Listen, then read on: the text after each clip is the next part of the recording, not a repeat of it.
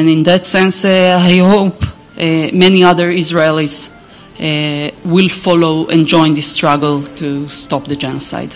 নিজ দেশেই আর রক্ষা নেই ইসরায়েলি প্রধানমন্ত্রী বেনিয়ামিন নেতানিয়াহুর। অবস্থা এমন দাঁড়িয়েছে যে যেই ক্ষমতা কুক্ষিগত করতে গাজায় গণহত্যা চালাচ্ছেন সেই যুদ্ধই এখন তার ক্ষমতার আসন নাড়িয়ে দিচ্ছে।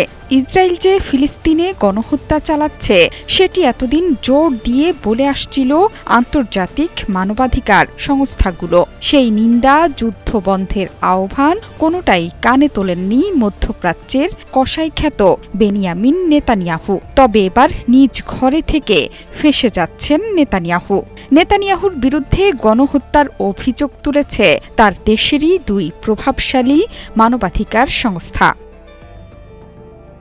সোমবার জেরুজালেমে এক সংবাদ সম্মেলনে নিজেদের আলাদা গবেষণামূলক প্রতিবেদন প্রকাশ করে দেশটির বিখ্যাত মানবাধিকার সংগঠন বেতসেলেম এবং physicians for human rights Israel. দুই সংস্থার যৌথ বিবৃতিতে বলা হয়েছে, এই অন্ধকার সময়ে সত্যকে সত্য বলা উচিত।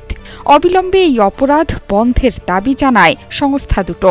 এই প্রথমবারের মতো দেশটির সরকারকে ফিলিস্তিনে গণহত্যা চালানোর অভিযোগে অভিযুক্ত করল ইসরায়েলের অভ্যন্তরীণ কোনো মানবাধিকার সংস্থা। গাজায় ধ্বংসযজ্ঞ নিয়ে ৮৮ পৃষ্ঠার প্রতিবেদন প্রকাশ করেছে বেতসেলেম। ওয়ালটন টেলিভিশন মাত্র ২৫,৪৯০ টাকায় পাচ্ছেন গুগল টিভি।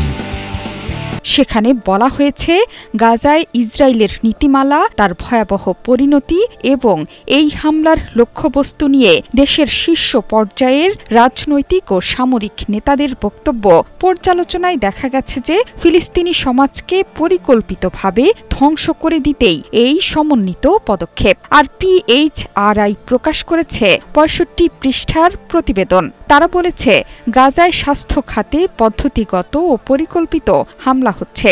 ইসরায়েল যে কার্যক্রম পরিচালনা করছে তা যুদ্ধের আবর্তে ঘটে যাওয়া বিচ্ছিন্ন ঘটনা নয়, বরং সুপরিকল্পিতভাবে ফিলিস্তিনিদের একটি জাতিগোষ্ঠী হিসেবে ধ্বংস করে দেওয়ার উদ্দেশ্যেই এমন করছে তেল আবিব।